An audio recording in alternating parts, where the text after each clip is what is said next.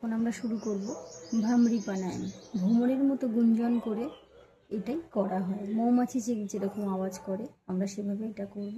এটি করলে আমাদের শ্রবণ শক্তি বৃদ্ধি পায়, আমাদের স্মৃতিশক্তি বৃদ্ধি পায়, হার্টকে আমাদের সুস্থ রাখে, একসাথে অনেকগুলো কাজ করে, আমাদের মনোসংযোগ বাড়ায়। তা আমরা এটি শুরু করব এভাবে। এটাকে সম্মুখীন মুদ্রাও বলা হয়। এভাবে আমরা শুরু করব। আগে আমরা পদ্মাসন করে নেব। আমাদের এই লিপটাকে চাপো, চেপে আমরা হাতগুলিকে এরকম দেবো। নেভেল থেকে শ্বাস নিয়ে সোজা ঘুমরের মতো আওয়াজ করবো।